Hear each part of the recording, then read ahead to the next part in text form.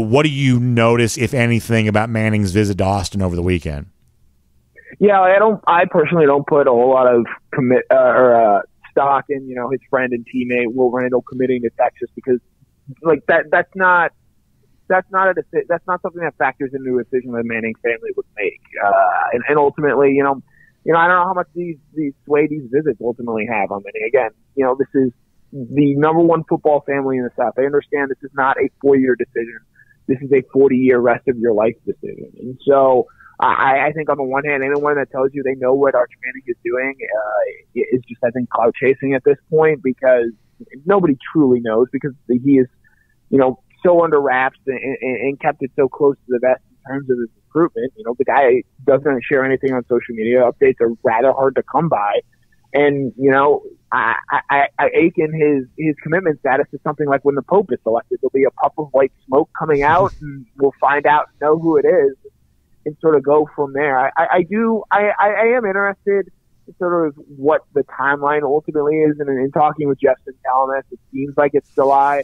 I do wonder if the longer it goes into the season, I actually maybe think that might help Georgia a little bit, because that would mean that maybe just because Texas is such just an interesting program right now. They went 5-7 and lost 6 straight games last year. They lost to Kansas in year 1. And I don't think Arch wants to go to a program that isn't stable and doesn't have the winning there. And so if he still has questions, that Manning family still has questions about what Texas is going to be able to do in terms of its long-term trajectory and the trajectory over the course of Arch's career there, I do understand them potentially waiting out and seeing what Texas does. Of course, that doesn't mean, you can still make that commitment and then change your mind down the road, obviously. But I do think maybe the longer this goes, potentially the better that is for the University of Georgia. So I'm going to ask you an unfair question, and the reason why this is unfair is because it wouldn't be admissible in a court of law, because it goes to state of mind. But you mentioned a moment ago that you don't think anyone knows what Manning is going to do. Do you think Manning himself knows what he's going to do, or is his deliberation continuing because he's trying to decide? Inside Manning's head right now, do you think he already knows the decision he's going to make?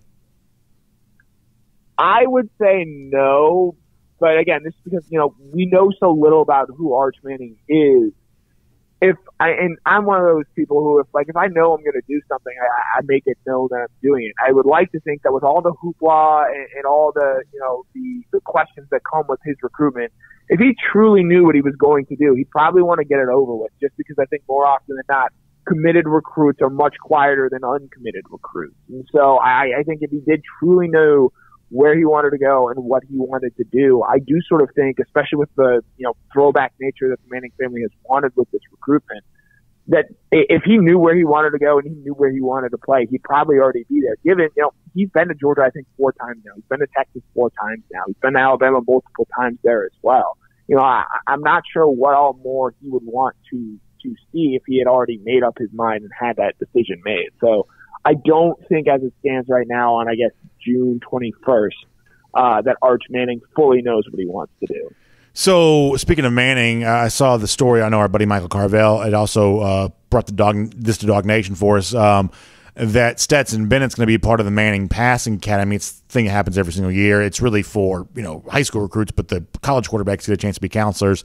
They also compete against each other there a little bit there too. I find this to be kind of interesting. I don't know that it's necessarily all that important necessarily, but I still kind of find this to be somewhat compelling that a guy like Bennett, going into such a pivotal year for him, the kind of final year for him to write his legacy there at Georgia, going to get a chance to spend some time around other great quarterbacks. What do you think of Bennett's presence at a place like this? Does it help him get ready for the upcoming year in any way? Yeah, and I think it establishes him, as a name and as someone to be taken more seriously, something that the national media very clearly has not done with Stetson Bennett. Instead, focusing more on his story and all that he's got, all that he's been through to get to this point, instead of his actual game and what he does well. And I will ask you this, though, do we think Stetson Bennett is there if Georgia doesn't win the national championship last year? No, probably not. Now, there are like 40-something guys going to be there, so this isn't exactly the most exclusive club in the world. But my guess is if he's not the national championship quarterback, even if Georgia lost by 1 point in the national title game, I think it would have been easier to exclude him. But being the the quarterback of the reigning national champion. Probably does give him some extra cachet there, I would probably say. Yeah, and I would say I'd probably agree with you on that point there. And so, again, Stetson Bennett is a guy, and, one of the things that's sort of been eschewed this offseason, nobody assumed he could get better last year in year 2 under Todd Monken, and that's exactly what he did. Say what you want about him, but he was clearly a better quarterback in 2021 than he was in 2020. Why can't he make similar improvements and get better again in a third year under Todd Monken like he did a season ago? We naturally project growth on just about every other player. We assume Jalen Carter is going to get better in year 3. We assume Keely Ringo is going to get better this year. We assume just about every player on this roster is going to get better going into this next season.